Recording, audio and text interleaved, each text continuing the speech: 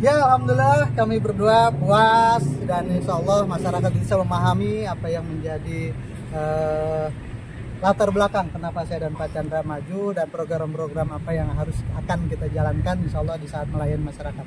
Optimis gak sih debat kemarin akan mendongkrak suara dari pasangan dan Chandra? Ya, optimis, sangat-sangat optimis karena saya dapat dengerin ada masukan buat kami untuk kebaikan lagi ke depan, tapi relatif semuanya bagus ya Pak Chandra ya, dari teman-teman kita minta objektif ya, tidak karena kenal atau apa dengan saya. Dari debat itu salah satu yang cukup disorot adalah persoalan sampah. Dan ini baik lagi apa dikait-kaitkan sebagai dulunya adalah Sekda Depok. Gimana menanggapinya? Oh iya, ya sebetulnya saya nggak mau bicara terkait tentang ini pernyataan Bu Ririn yang dianggap saya tidak mengeksekusi perintah yang oleh Pak Wali. Saya cerita nggak apa-apa ya, saya cerita di sini. Bu Ririn yang saya hormati, mohon maaf Bu Ririn, saya harus bercerita biar Bu Ririn tahu. Bu Ririn nggak tahu, Bu Ririn belum pernah masuk di pemerintahan.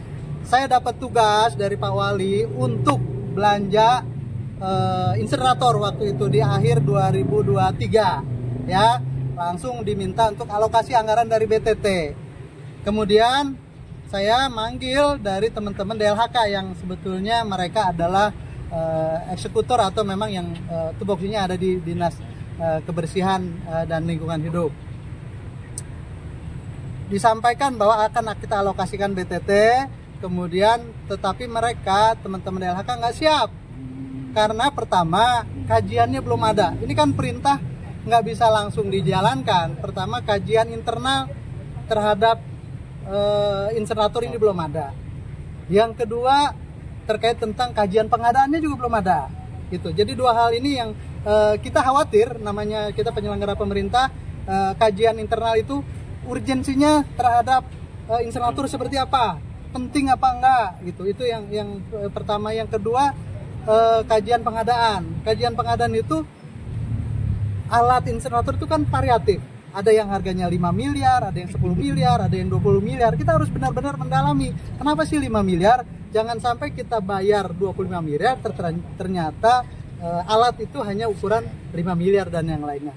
Di sisi yang lain, mohon maaf saya harus sampaikan Pak Imam merekomendasikan merek tertentu yang minta itu yang dibeli gitu.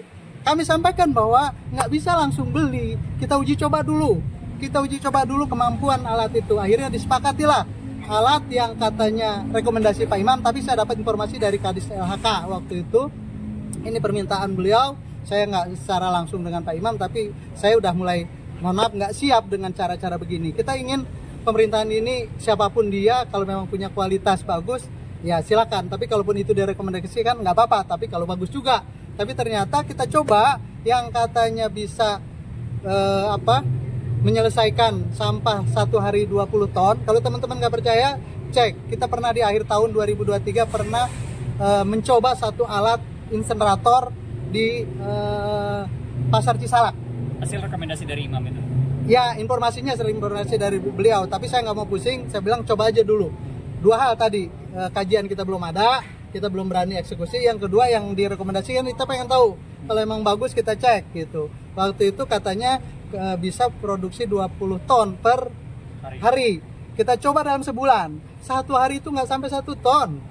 Satu dari sisi kemampuan insenerator itu. Yang kedua, asapnya itu warga-warga sekitar Cisalak pada komplain karena asapnya, walaupun teman-teman DLHK nggak tahu gimana komunikasinya, akhirnya bisa meyakinkan warga Cisalak gitu. Jadi itu yang menjadi penyebab kenapa waktu itu tidak dieksekusi secara langsung, karena harus ada kajian. Pengadaan ini nggak bisa serta-merta kayak kita beli makanan di warung atau di toko langsung belanja, nggak bisa.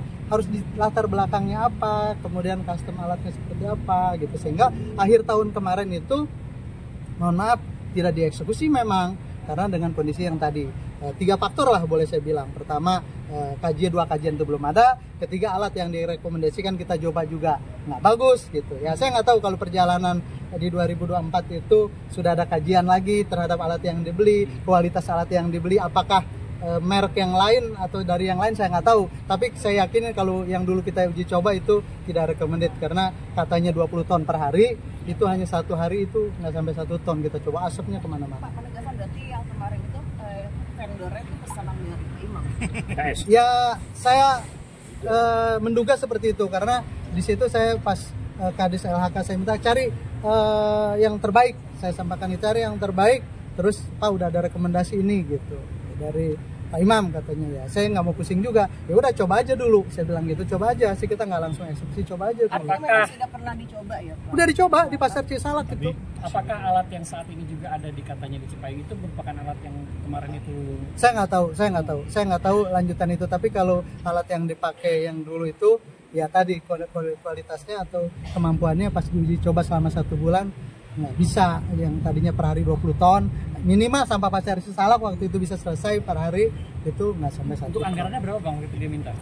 Waktu itu anggaran yang kita rencanakan alokasikan kan 5 miliar tuh dari BTT.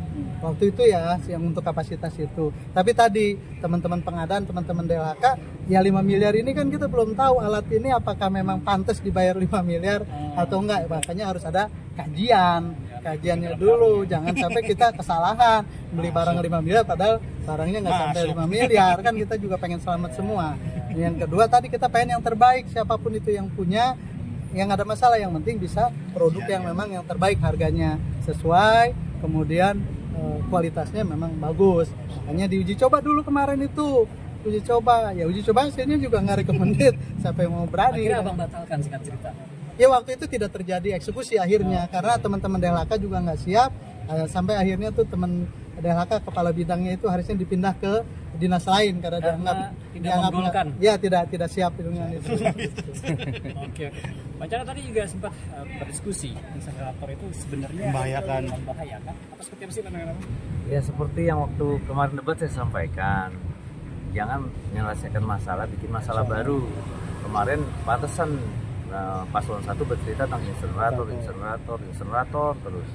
Padahal yang namanya dalam teori persampahan, dalam pengurangan sampah, yang namanya proses termokimia atau pembakaran itu adalah proses yang paling akhir dapat dilakukan ketika proses yang lain udah nggak bisa lagi, dikarenakan proses termokimia ini yang mana prinsipnya adalah pembakaran ya, menghasilkan emisi gas buangan berupa gas rumah kaca, dan juga di insenerator ini ada gas yang sangat-sangat berbahaya yaitu dioksin. Itu bisa silakan dicek, masyarakat juga bisa cek secara ilmiah, yang mana paparan dioksin ini bisa menyebabkan kanker, bahkan bisa menyebabkan kematian. Dan ini yang saya duga mungkin menjadi penyebab kematian yang kemarin pemadam kebakaran kita yang kemudian memadamkan kebakaran tanpa dilengkapi fasilitas masker, yang sekarang katanya ada yang melaporkan kan pemerintah kota terkait masalah itu. Nah, kalau kemudian emisi ini juga dibiarkan, insenerator dibuat, emisi keluar, dioksin kemudian memapar masyarakat Depok, jangan heran nanti 5 tahun, 10 tahun lagi masyarakat Depok banyak yang terkena kanker.